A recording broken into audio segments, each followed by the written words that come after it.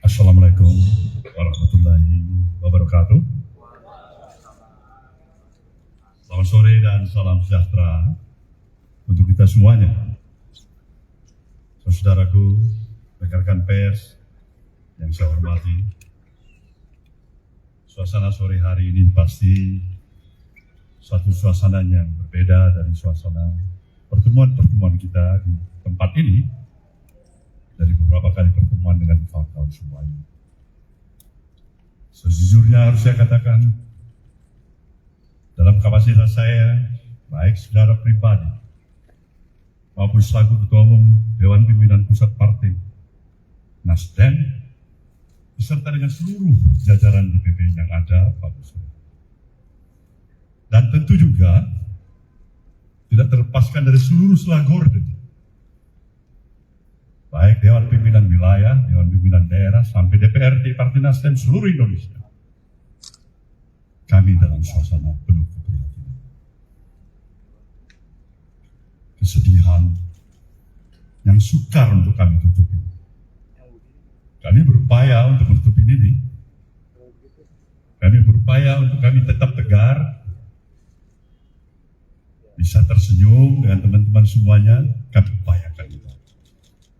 Tapi kalau teman-teman bisa memahami, sesungguhnya apa yang ada dalam nurani diri pribadi saya, ada kesedihan, keperihan hati. Tidak seperti biasanya. Saya memahami kasus seperti ini bukan yang pertama kali dihadapi oleh partai ini. Tapi untuk hal yang terjadi kali ini kepada Sekretaris Jenderal DPP Partai Nasdem, saudara kami Joni Plate, saya harus katakan sekali lagi, kami berduka untuk ini. Saudaraku semuanya, ditetapkannya saudara Joni Plate sebagai tersangka itulah merupakan bahagian dari proses hukum yang harus dilalui. Apa sikap Nasdem? Jelas tidak pernah berbeda. Dari komitmen awal partai ini didirikan, kami ingin tetap berada di garda terdepan, ingin menegakkan prinsip-prinsip hukum yang berkeadilan untuk terus dari waktu ke waktu. Kita berikan penghormatan sebagaimana mestinya kita sebagai warga negara yang baik. Apalagi peran daripada institusi partai politik yang berulang kali saya katakan, partai politik harus berada pada garda yang paling terdepan untuk memberikan kontribusinya dalam proses pendidikan politik yang berarti dan mengedepankan profesionalisme dan moralitas. Ini jelas. Jadi proses hukum ini harus kita hormati. Kami tetap menghormati itu. Tetapi sukar untuk mengusik apa yang terjadi di dalam perasaan emosi diri saya. Semoga saja godaan-godaan yang menyatakan pada saya ini tidak terlepas daripada intervensi politik. Tidak benar. Ini tidak terlepas daripada intervensi kekuasaan. Juga tidak benar. Ini godaan pada diri saya dan saya sudah katakan tidak benar itu. Kalau benar, mungkin hukum alam nanti yang akan dihadapkan kepada itu. Jadi sekali lagi saya tegaskan, kita menghargai proses hukum. Kedua, kepada Partai Nasdem, saya sudah ingatkan seluruh Selagorden ini untuk tetap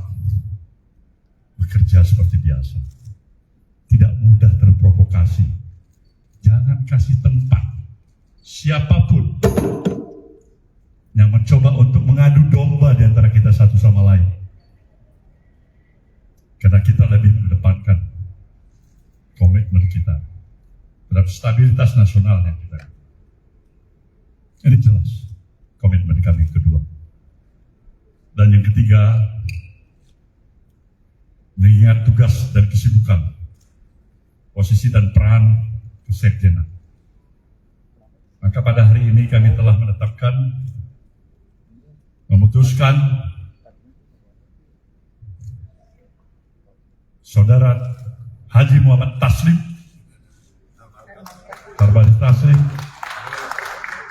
sebagai pelaksana tugas kesekjenan.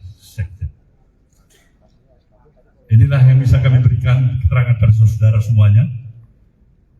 Dan tentu saya pasti memahami kawan-kawan dan saudara semuanya ingin bertanya kepada saya selaku pucuk pimpinan partai ini. Saudara boleh bertanya apa saja. Nah, lalu lintas ini harus kita terbaik. Ya, Batang, Kompas, Andika, Firman, mana TV mana? Ya, 3 dulu ya. Silakan Bapak.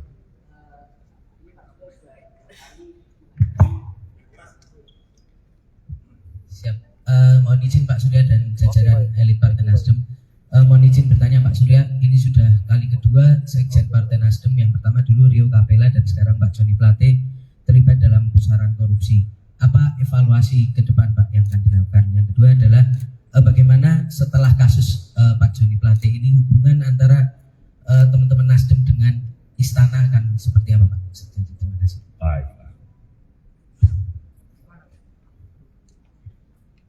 Silakan. Selamat sore. Nanti dari Kata Data. Dari Kata Data Pak. Katadata.co.id. Ada 2 pertanyaan. Pertama, tadi siang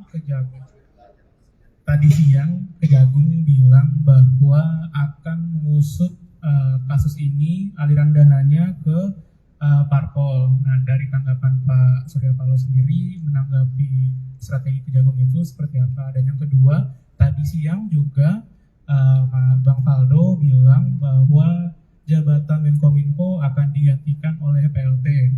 Berarti kan melihat lebih jauhnya bakal ada pergantian pemain nih di kabinet. Dari Nasdem sendiri apakah akan menyajikan atau mesuguhkan nama baru ke Presiden untuk menggantikan Pak Joni, atau seperti apa strategi ke depan untuk masih ada dalam kabinet? Ya, Ilman Pak dari IDN Times. Izin Pak, terkait dengan kasus ini, Pak Surya beberapa tahun lalu pernah menyatakan kalau misalkan ada kader yang terlibat kasus korupsi, lebih baik Partai Nasdem buat apa dipertahankan itu Pak. Nah, apakah sekarang masih berlaku seperti itu? Kemudian ini kan kemungkinan Pak Joni akan direshuffle Pak. Nah itu jumlah menteri dari Nasdem apakah akan berkurang atau tetap itu Pak? Dan apakah akan ada bantuan hukum untuk Pak Joni? Terima kasih Pak. Baik. Jadi ada 2 peristiwa. Dua-dua sekjen. Yang satu kasus 200 juta rupiah. Dia masuk tahanan untuk sekian tahun. Kasus gratifikasi. Dia telah menyelesaikan kewajibannya. Dan sekarang menjadi warga negara bebas. Yang kedua, Joni Plate. Terserah pendalaman pembuktian yang mungkin lebih dalam nanti. Tapi hari ini saya simak baik-baik keterangan daripada kampus Pakku. Ada pengakuan yang menyatakan dia meminta agar diberikan 500 juta untuk anak-anak setiap bulan. Dengan proyek kerugian negara yang 8 triliun. Ya, kalau tidak ada pendalaman lebih lain untuk menemukan bukti-bukti yang lebih memberatkan, ya semakin sedih lagi kita. Terlalu mahal dia untuk diborgol dalam kapasitas dirinya sebagai menteri, sebagai sekjen partai, terlalu mahal. terlalu mahal. Kita tetap menganut ajas praduga tidak bersalah. Tidak ada di antara kita yang memastikan diri kita ini terlepas dari kesalahan, kesilapan, kebodohan, bahkan dosa. Itulah arti kehadiran kita sebagai manusia biasa. Kita berupaya yang sebaik-baiknya, sekaligus menjawab pertanyaan teman-teman kedua dan ketiga tadi. Bahwasanya kita tidak mampu untuk menjamin pasti akan tidak lagi terulang. Tapi niat baik kita juga tidak pernah padam. Tidak pernah ada pers yang barangkali mungkin mengapresiasi partai ini dengan komitmen yang sesungguhnya menolak politik dengan mahar. Dan itu bukan 1 rupiah, bukan 200 juta, mungkin triliunan. Dari apa pelaksanaan pilkada-pilkada yang sudah berlalu? Ini hanya catatan perbandingan bagi kita. Mencari kesalahan. Satu notah di ujung pulau sana dibandingkan dengan gajah di depan mata. Saudara pikir mungkin itu adalah hal realita yang kita hadapi saat ini. Jadi bagaimana dengan PLT-nya Bung Joni Plate di reshuffle-nya? Kita terima, kita konsisten, karena kita katakan itu hak prerogatif presiden. Dan kita tidak pernah bergoyah hati untuk menyatakan apa yang telah kita utarakan, agar konsistensi itu paling tidak itulah sumbangsih yang bisa diberikan oleh partai ini dari segi jumlah kekurangan-kekurangan yang ada. Ini yang jelas. Ulangin pertanyaan Anda tadi. Ya kan tadi siang Pak Faldo mengatakan bahwa tugas Menkominfo akan diemban oleh PLT yang belum dipilih sampai sekarang. Apakah Nasdem pada nantinya pada kesempatan selanjutnya akan mengajukan nama baru yang akan menggantikan Pak Joni atau seperti apa? Kalau kita konsisten, ini hak prerogatif presiden bagaimana kita mengajukan baru. Salah-salah presiden gak suka. Gak ada lebih bodoh dari Nasdem untuk tiba-tiba mau mengajukan nama baru tanpa diminta oleh presiden. Sekali lagi, itu adalah hak prerogatif presiden. Oke? Next. Aliran dana ini bagus. Ini yang memang dikehendaki oleh partai ini. Partai ini menginginkan transparansi yang seutuhnya. Sekali lagi saya katakan, transparansi yang seutuhnya. Periksa seluruh yang kemungkinan. Dari ujung kiri ke ujung kanan, dari barat timur, atas bawah, siapa saja yang terlibat. Periksa juga seluruh unsur yang ada di institusi manapun, termasuk partai Nasdem ini. Nasdem welcome itu. Kita menyambut ini. Dan berikan juga hukuman yang setimpal.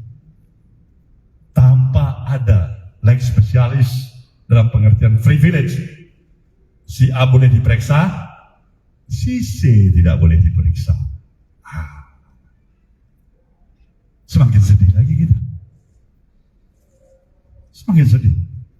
Tapi kalau transparansi itu dilakukan dengan kemampuan profesionalisme Kejaksaan Agung kita, yang bebas juga dari intervensi siapapun, dan juga kepentingan politik dari manapun, kenapa kita tidak berikan dukungan sepenuhnya? Jadi kalau kawan-kawan tanya, Nasdem mau berikan dukungan sepenuhnya atau setengah? Saya bilang totalitas kita akan berikan dukungan. Agar semua kita tuntaskan. Kalau enggak, sia-sialah kita untuk menginginkan dan memperjuangkan suatu misi besar, membawa kemajuan bangsa dan negara menjaga demokrasi negeri ini, dan mempunyai rasa keadilan yang sesuai dengan komitmen kebangsaan kita. Itu kira-kira. Pak, pertanyaan Pak dari saya, sini Pak. Ramli dari Times Indonesia, saya pengen minta tanggapannya dari Pak Surya Paloh tentang yang sudah ramai di media sosial. Ini kan sudah dikomentari oleh semua masyarakat Pak, bahwa kasus ini ada intervensi dari kekuasaan dan salah satunya karena ada pandangan politik yang berbeda antara Pak Surya Paloh, mungkin ya pendukung Anies, dan pemerintah mungkin ke salah satu kandidat. Mungkin itu Pak, bagaimana tanggapannya Pak? Tanggapan saya ini sebenarnya harus mengkaji ulang. Apakah itu benar? Saya pikirkan ulang. Di dalam proses itu saya berkontemplasi. Sampai sejauh ini saya berpikir positive thinking, nggak ada itu intervensi. Sejauh ini. Tapi kita nggak tahu esok hari. Kita nggak tahu siapa yang garanti bahwa kasus ini tidak diintervensi. Mungkin sekarang, saat ini tidak. Besok, lusa, minggu depan, bisa saja terjadi. Jadi tanggapan saya, semuanya, apabila kita sayang pada negeri ini, buanglah kepentingan subjektivitas, buanglah kepentingan sesaat. Jika memang kepentingan strategis yang lebih besar menunggu kehadiran kita. Itu. Izin Pak, saya Adi dari TV One ingin bertanya mengenai pencalegan Pak Johnny Plate. Apakah ada pengaruh dan elektabilitas Nasdem mengenai pencalonan Anies? Terima kasih. Ya, kawan-kawan tahu itu. Sebenarnya pertanyaan Anda bisa jawab, ya, pengaruh pasti ada. Institusi partai politik yang dibangun oleh kekuatan persepsi dan keyakinan publik, salah satu faktor atau key factors yang menentukan sekali. Kalau wartawan, barangkali kawan-kawan wartawan ya mempunyai opini, Nasdem itu memang udahlah, memang itu partainya yang bullshit, itu nggak ada artinya, itu lemah, itu salah, itu bohong, itu memang nggak perlu kita hukum, itu rusak itu elektoralnya. Tergantung bagaimana kita membangun persepsi publik, dan itulah peran rekan-rekan institusi pers yang saya nantikan dan saya harapkan, pers yang bebas dan tetap mempunyai rasa tanggung jawabnya, tapi pada profesionalisme dan etik yang kita miliki. Bapak izin sedikit lagi, Bapak mau tanya, saya Rumondang dari Detikom, mau tanya soal apakah sebelumnya Pak Plate pernah mengajukan untuk mundur dari Menkominfo sebelum ini. Kemudian soal pencalekan Pak Plate yang sudah berjalan, apakah pendaftarannya ditarik atau seperti apa? Kemudian tadi soal bantuan hukum kepada Pak Plate terkait hal ini seperti apa? Terima kasih. Pertama, sebagai sekretaris jenderal dan saya dalam kapasitas sebagai ketua umum, tentu saya wajib mendalami kasus ini. Toh ini sudah cukup menjadi konsumsi publik dalam beberapa waktu. Jody juga sudah periksa beberapa kali. Pertanyaan saya sederhana. Bung tahu, saya ketua umum di sini menyurahkan semua energi dan idealisme saya, waktu dan tenaga pikiran saya. Saya tidak mempunyai interest apapun untuk duduk dalam suprastruktur kekuasaan dan pemerintahan. Saya ingin mengabdikan diri saya untuk membangun negeri ini. Satu hal yang saya minta dari Anda, jujur, Anda ada terlibat atau tidak? Hal yang prinsipil sekali. Kalau ada urusan tetek bengek, saya nggak campurin itu. Hal yang prinsipil sekali, yang bisa merusak kita semua. Dialog ini 1 kali, 2 kali, 3 kali. Dia menyatakan kan,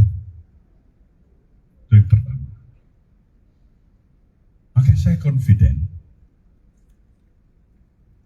untuk dia sebenarnya tidak terseret dalam situasi seperti apa yang dialami oleh dirinya hari ini, yang di Borgol tadi. Saya membayangkan bukan hanya anaknya, istrinya, cucunya. Itu barangkali yang menyentuh rasa human hati saya. Tapi itulah konsekuensi yang juga harus dibayar.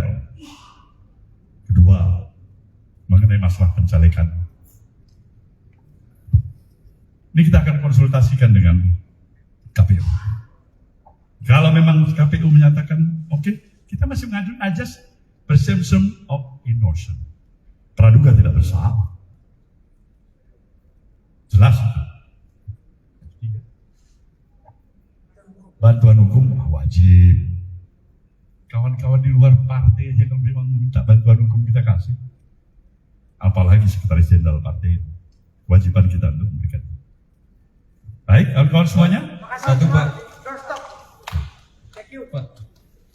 Selamat sore, terima kasih.